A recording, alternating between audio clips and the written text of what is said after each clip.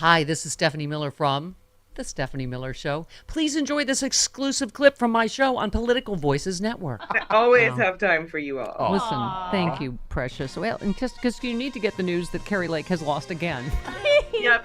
Woo! Failed Republican gubernatorial candidate has lost her request to. She tried to appeal her election lawsuit directly to the Arizona Supreme Court. No. Bye, then. She has lost again. Okay.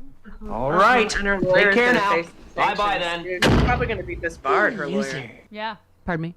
her lawyer's probably going to be. Her lawyer's probably going to be disbarred. Yeah. Oh, Yes. I know. That's going to happen. Good.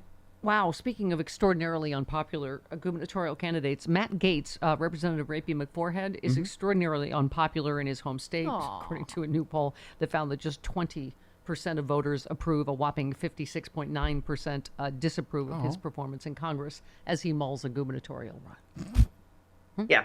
Yeah. Yet somehow he'll win again. Yeah, Yeah, I mean, does his district feel that way or just the state? I don't. The entire state doesn't like him. I guess his district likes him enough to See, that's elect the him. problem. Speaking of my jerk thesis, let's see, just jerks tend to congregate in the Republican Party. They do. Don't they? Okay. Just bullies, jerks, Yeah. whatever. Okay.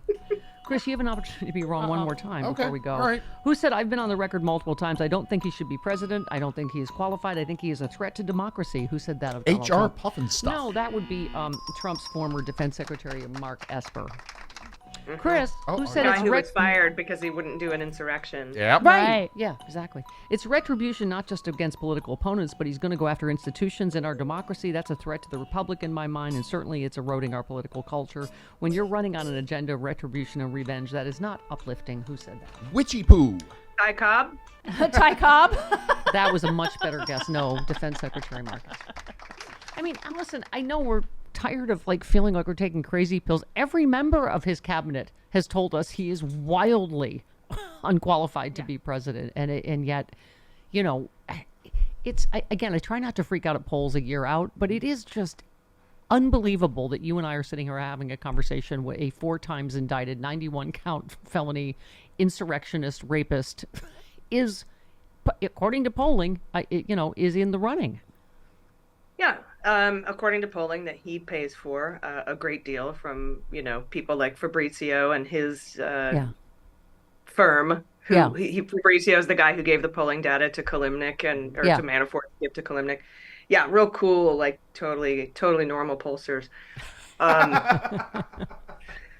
But y'all remember, right, that Cohen was rigging polls for Trump in 2016, and he actually gave somebody a Walmart bag with $10,000 in cash and an autographed boxing glove to rig polls. So, I mean, anybody who listens to, he is leading the Republican, but they don't have anybody else. They're all so terrible. They are. They're at the bottom of the barrel now, but, Donald Trump has said there's not going to be any adults in a second Trump term. It's going to be Stephen Miller and Jason Miller and this Mike Davis guy for AG. It's going to be a bunch of Bannons and type, Flynn's, and that's what we would have to look forward to in a second term, and it's terrifying. Give us your beans before you go on Trump in prison. Are you looking forward to J6 the most? That trial is the most, promising? Yeah, I think the March trial, it probably will go off maybe in April, maybe May, but it's going to go, and I think that he will be convicted before the election. And I think Judge Chutkan, this DOJ will recommend prison. I'm pretty sure, and I think that Judge Chutkan will put him.